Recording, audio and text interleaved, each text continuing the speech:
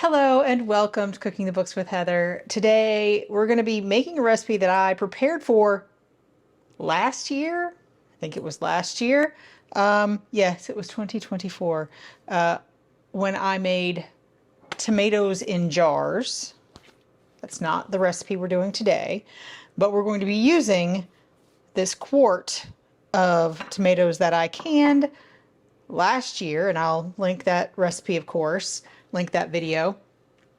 But we're going to be using that to make tomatoes and rice. And this is a really, really simple recipe. I've got like all of the ingredients right here, either my sort of basic things plus all of this, and that is all we're going to need, plus, I don't know, maybe 30 minutes. We'll give it a little extra. We're going to start with a 3 to 4 quart pan. This is a 4-quart saucepan, and I'm going to put in rice. I'm using white rice. She says you can also use brown.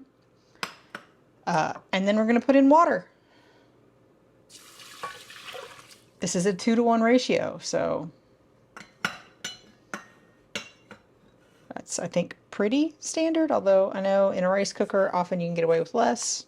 I don't know. And we're going to put some of the salt in the recipe in here. So I'll leave that out because we're going to need some more.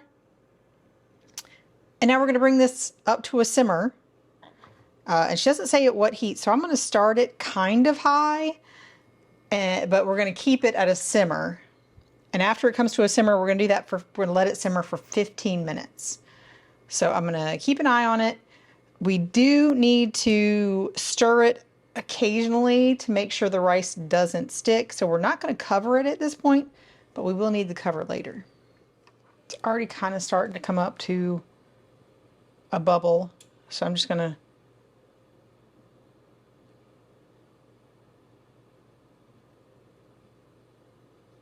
decide when I have decided it's come to a simmer. I think it's not quite there yet, but I don't want it to get too hot. Okay, we've got a couple of places where the bubbles are popping, but it's not super boiling. I'm going to call this a simmer. I'm going to keep an eye on it, but I'm going to set a timer for 15 minutes at this point.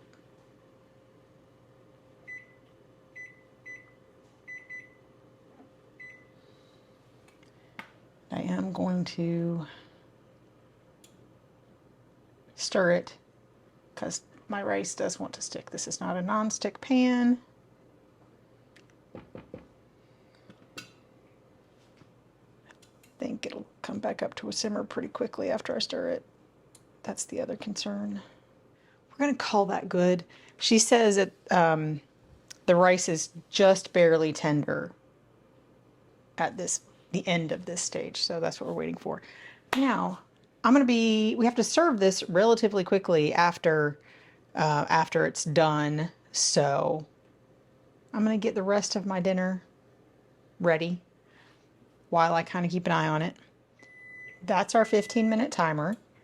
So it's now time to add the rest of the ingredients. And my rice, it has absorbed most of the water, but it is not done. The ones that I've tasted have been a little crunchy, but we're not done cooking it, and we are going to add more liquid because we're going to add these tomatoes plus all of their liquid. And again, that's a quart, of tomatoes.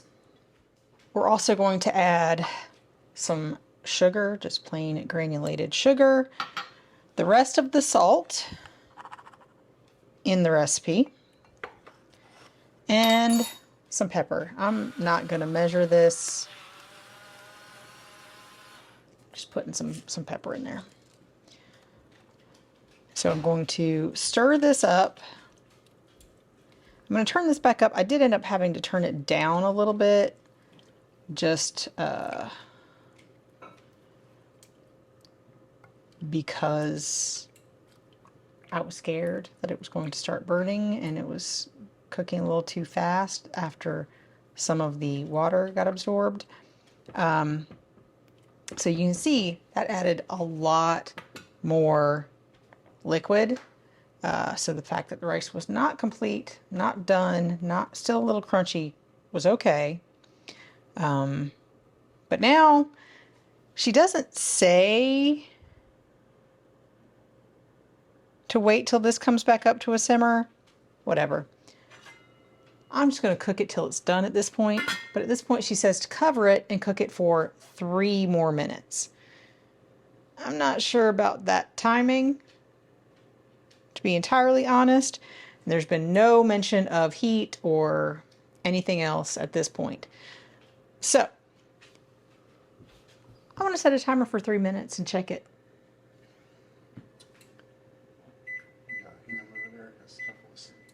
3 minutes, it still isn't even boiling at all, not simmering, nothing. So this is going to be a little while longer. I'm just going to let it go. We'll see. I'll let you know how long it takes. It has been like another 15 minutes total. It's getting kind of sticking to the bottom. It's still very juicy in there. And I'm not sure the rice is completely done.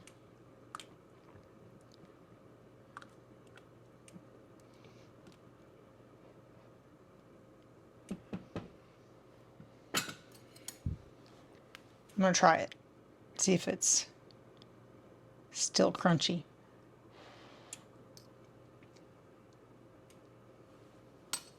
Still a little crunchy. So I'm going to put the cover on and check it every 3-ish minutes or so while it's at medium heat and it's cooking pretty well, but it's not done. The rice at least isn't crunchy anymore. I think it's a little soupier than intended. So I'm going to let it cook with the lid off. See all of the bits of rice that were stuck on the bottom, because it did start sticking there at the end. We had about an extra 20 minutes after adding the tomatoes, and the tomatoes have definitely broken down more than they did in her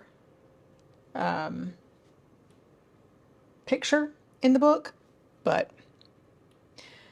I'm gonna finish up the rest of my dinner, and whatever this looks like when that happens, we're gonna eat it at that point. So not sure what we're gonna think about it. I think it's gonna taste good, but I don't think it is exactly what she means for it to be in the book. So we'll see what we think. And we will show you what it looks like when we do end up eating it, and let you know what we think of it in just a minute.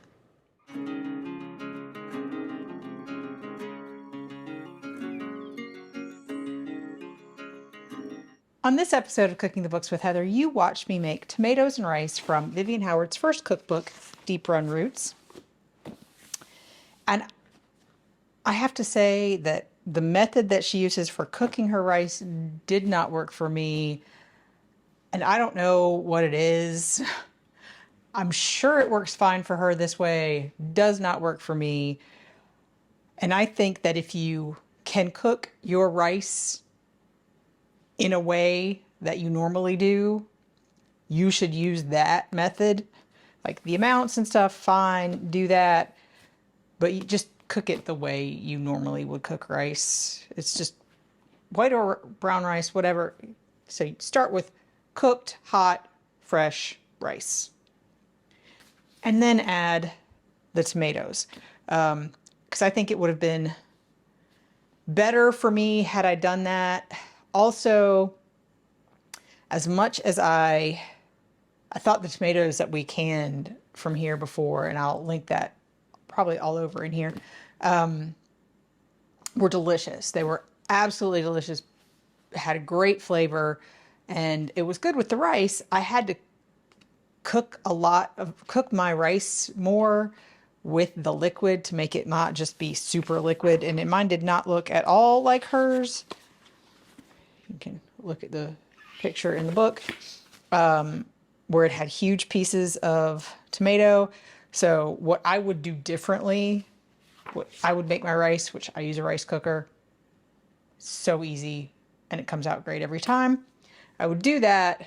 I would probably put it in a different pan and or maybe heat up just the tomatoes a little bit, add the rice, mix it up.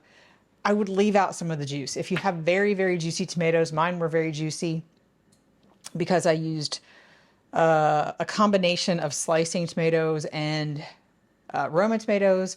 Roma tomatoes have less liquid in them. Slicers have more. So mine were very liquidy, and so I had to cook it longer, and then my rice was like overdone and not done at the same time. It just did not work out for me. So if this method works out for you, let me know what I'm doing wrong in the comments down below, because I swear I followed the instructions. But I love the flavor. I think I was the only one who really liked it. Even my tomato and rice loving child didn't love it. Some of the rice had a little bit of a hard bit in the middle. Not great. But if you cook your rice, add your tomatoes, you'll probably like it a lot. So if you've tried this, let me know in the comments down below, because I had never had it this way before. Yes, but again, I didn't grow up in the South. Well, I didn't grow up with a Southern family who had cooked this sort of thing all the time. So